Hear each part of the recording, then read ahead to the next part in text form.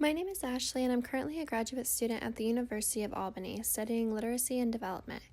In this course, ELTL 610, Literacy and Society, I've had the opportunity to dive deeper and to explore critical issues that illustrate inequality within the classroom and that impact students' education. Today, I will be sharing and providing further context on the critical issue of standardized testing. Standardized testing is a form of testing that is common throughout many classrooms and ages. A standardized test is a test that is given to students that requires all learners to answer the same selection of questions and scored in a standardized or consistent manner. Oftentimes, the term standardized testing is associated with the tests that are administered to a large population of students.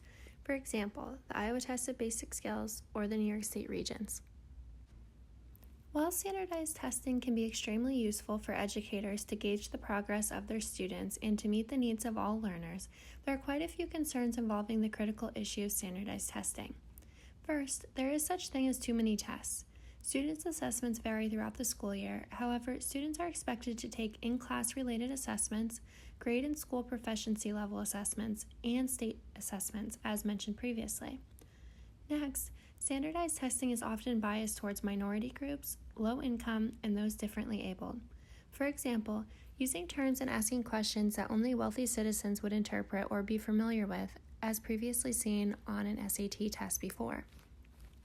With this being said, standardized testing can perpetuate racial inequality and systematic racial bias. Lastly, these created and generated tests simply do not measure an individual's proficiency accurately. Students are expected to perform to standards created by adults and take tests based on a standard measure, a measure not equitable to all learners. The critical issue of standardized testing, as I had mentioned previously, can perpetuate racial inequality and systematic racial biases.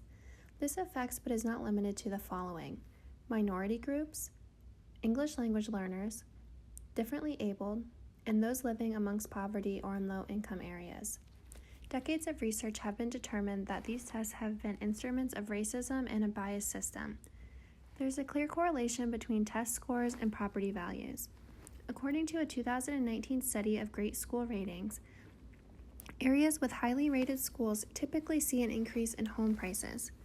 According to FAIR Test, on average, students of color scored lower on college admission tests, which deny entrance or access to scholarships, which vastly contribute to a huge racial gap in college enrollment and completion. Many of these tests are also widely inaccurate for English language learners, which leads to misplacement or retention, making them less likely to graduate from school. According to a San Francisco study by Brightbeam, 70% of white students are proficient in math, and only 12% of students of color are proficient in math. This makes a 58% gap. These biases have long-ranging and damaging consequences not only for students, but for families as well. Also, the economic well-being of those communities.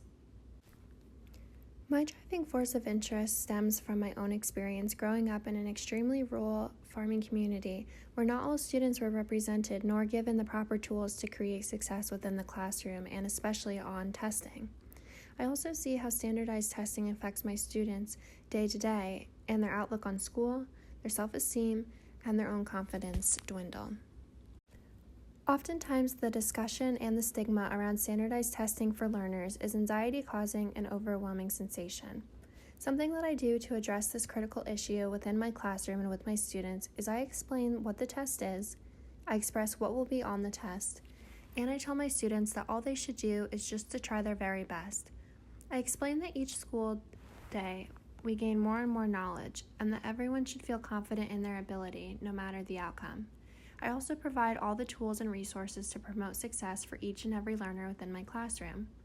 Whether this be through differentiated seating or otherwise, it is provided for their success. This critical issue of standardized testing allows me to understand in a deeper meaning that ultimately these forms of testing are biased and generated solely to only meet standards. This form of learning creates difficulty for student understanding and retention within the classroom. In order for students to be successful in their learning, they should be provided with authentic, adequate, and equitable resources, choice, and a healthy learning environment to support their understanding within the classroom day to day.